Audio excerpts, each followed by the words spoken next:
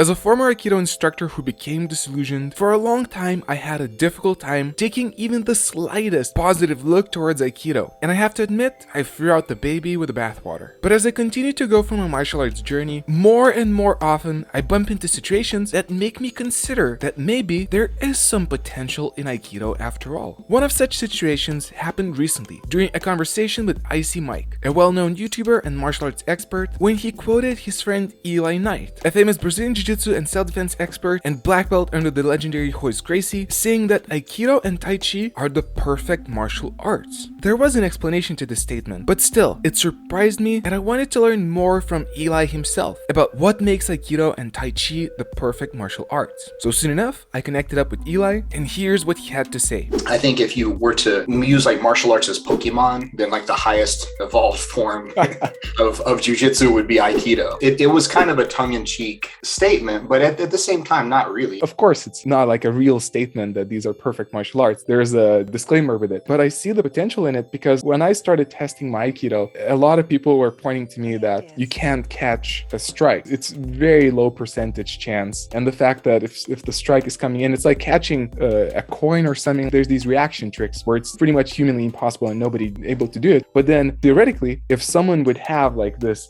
inhuman reaction and inhuman speed, let's add that too, maybe they could blend with that punch and strike and do the Aikido techniques, but it's never going to happen because we're not capable of that as human beings. But the concept behind it makes sense. I also think that it really kind of gives you an example of what to look at from an energetic standpoint. It's funny because the longer I do jiu-jitsu, the more I see principles and ideas kind of come through. And it's like, I understand it better. I think it's important to have the extremes on the spectrum of understanding, because I say a lot of times when I'm teaching now, there's really only about 3 energetic responses you can get from a person during an exchange. And it's direct opposition, complete yielding to the energy, or it's like just nothing. It's no response. So no response, I get to do whatever I want to do to the person. If it's they're yielding, now I have to kind of change direction. Now we're playing a little more technical of a game. Direct opposition is good because the more committed the energy is, the more committed the energetic response is, the easier it is to manipulate that. Like the idea of a straight punch, it's strong one direction, it's weak every other direction. That's why you parry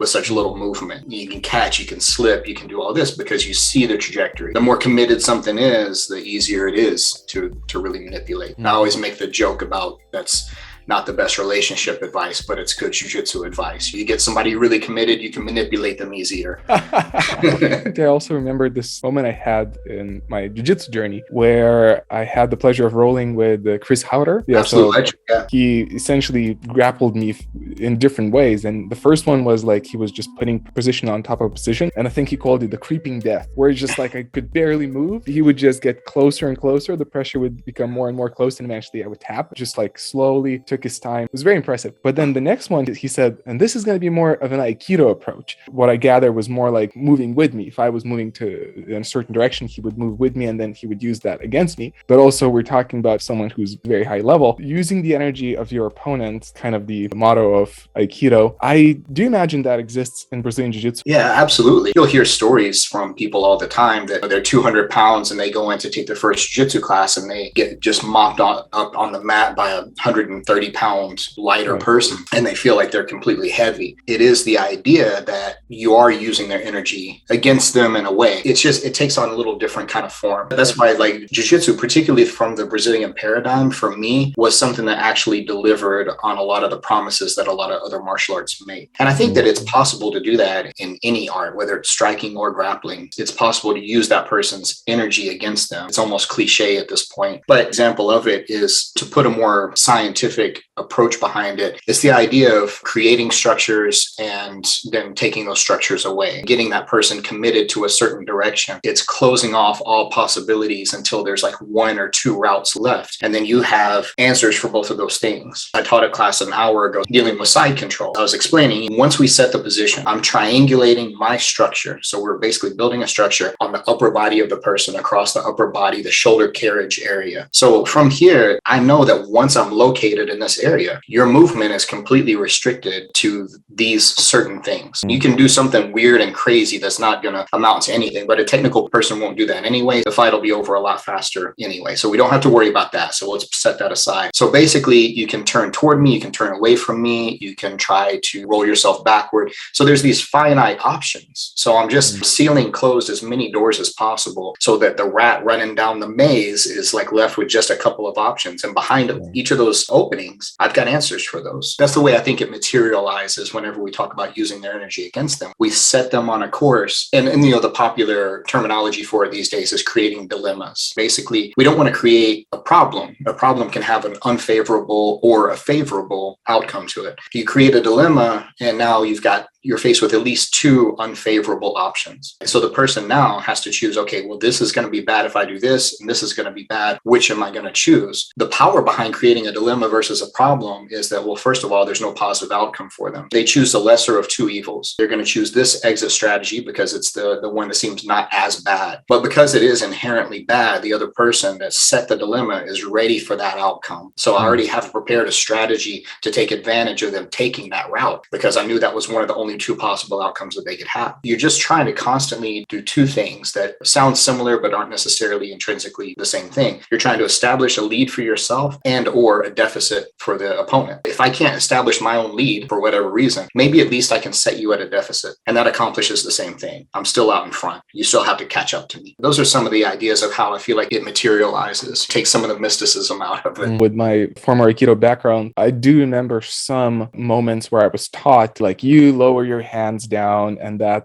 invites the person to strike towards the face, and then you expect that strike. And, it's like there's a lot of flaws with that, but I guess that sentiment, that idea was somewhat there, presented to me in some cases. It's just Aikido never delivered on it in a practical way. From a philosophical standpoint, you can almost interchange so many elements of Tai Chi and Aikido because they both have kind of the essence of harmony, because that's what it is. You're harmoniously moving, seamlessly moving with the energy. And so that's the maxim of all martial arts: use the opponent's energy against them. That's what every martial art advertises, and some deliver better than others, because that was one of the biggest martial arts that I really fell in love with, was Aikido, like early on. I was reading a couple of Aikido books and reading some of the writings of Morihei Ueshiba, and it was fascinating to me because it was so fantastical. And then it's like, as you mature through martial arts and as you mature as a person, you start seeing like, well, okay, that's not really possible. Like, you hear the stories of the Tai Chi master who, like, the sparrow could sit in his hand and it could never fly because it couldn't push to take off because he was so supple. But I mean, that's the highest form. And so I think it is good, though, to have lofty aspirations of how harmoniously to move with your opponent's energy, whether it's striking or grappling or whatever the paradigm is. When I started learning Brazilian Jiu Jitsu, I think one of the things which got me hooked on it, it delivered on some of the promises of what Aikido was essentially promising, especially the non-violent way of dealing with an aggressor. Even in Aikido, you throw people, and you throw them in ways where if they don't know how to fall, they're going to hit their head on the concrete. And it's like, how peaceful is that? But then in Brazilian Jiu Jitsu, for example, choking the person out, that's probably one of the least violent ways you can deal in a conflict, or you can hold them in a certain position and then they cannot move. All these solutions, that's what Aikido's supposed to be. Do you see that connection as well between what Aikido is supposed to be and what Brazilian Jiu Jitsu is? Yeah, absolutely. And this comes up organically in Jiu Jitsu conversations when someone challenges the translation of the gentle art, right? Because it's like one of those misnomers, like the art of peace, the gentle art. When you really think about the spirit of where that comes from versus like the literal translation of how we understand it, it makes perfect sense. And to your point, choking somebody unconscious, I don't think you can argue that it's the most gentle way of incapacitating a person. Because what are the other options? You have to use percussive force to knock them unconscious, which could cause brain damage. I mean,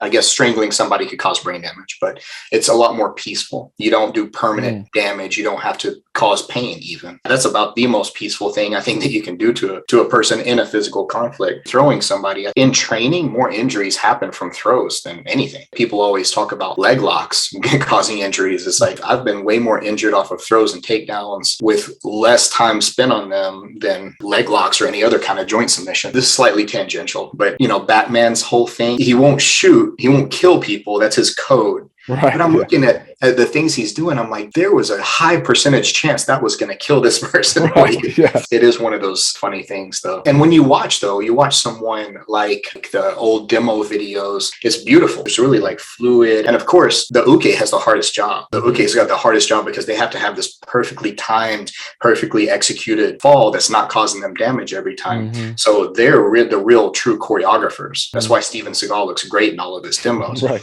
If you want to see my video of ranking martial arts for self-defense together with IC Mike, click on this video right here. Thank you for watching, and as always, I wish you to own your journey.